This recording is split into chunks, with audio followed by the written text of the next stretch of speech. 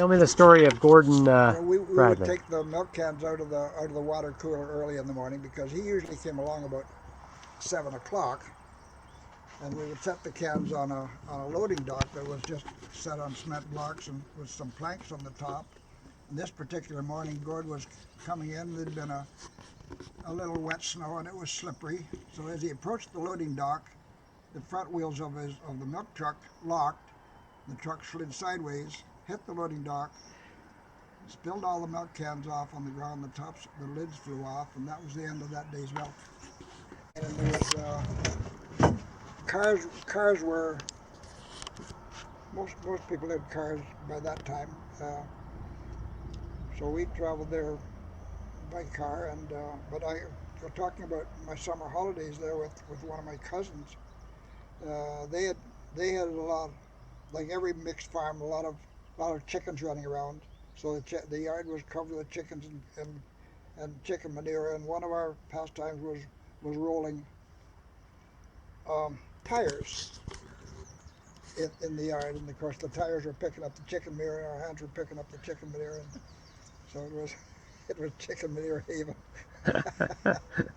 So where was this again? That was on the Halbert farm. Oh, okay. That was your grandparents. That's where my grandparents lived. Yeah, yeah. Yeah, and Larry's uncle, the youngest of the boys, was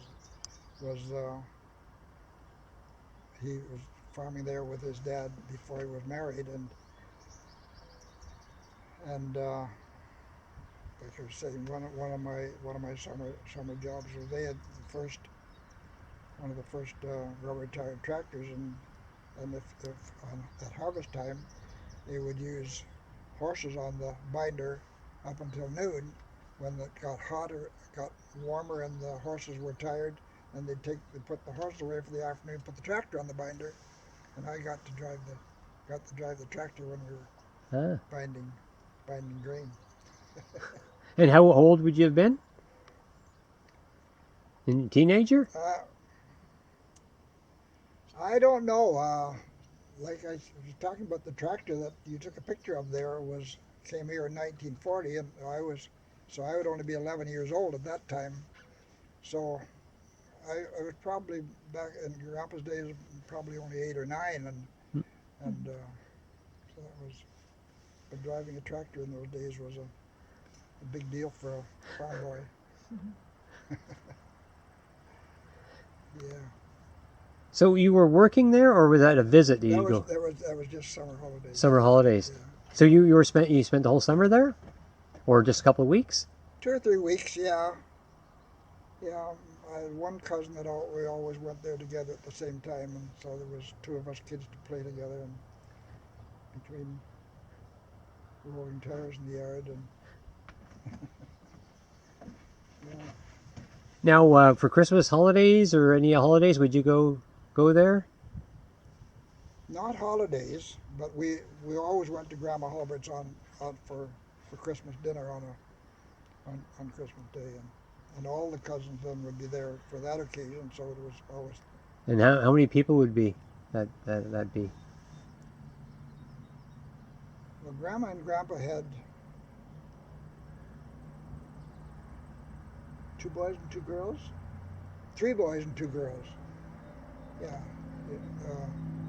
Grenville was the youngest, and Gordon then lived in Newton Robinson at one time, and Stanley was the girl that Stanley married was Doug Jebb's sister. Ah. So that's the connection there. And he was the third boy, and then my mother was Irene, and she had one sister, Stella, and she was married to one of the Wiggins. The Wiggins had the farms on the highway here, on the corner farm, and one on the other side. Where's that? 8th line? The corner farm, the 8th line, was one of the Wiggins, and then the second lot north on the other side was another Wiggins. Wiggins. Is that where the donut shop was? That's on the corner farm. The other Wiggins was the second farm north. Okay. On the south side of the south corner of the 9th line.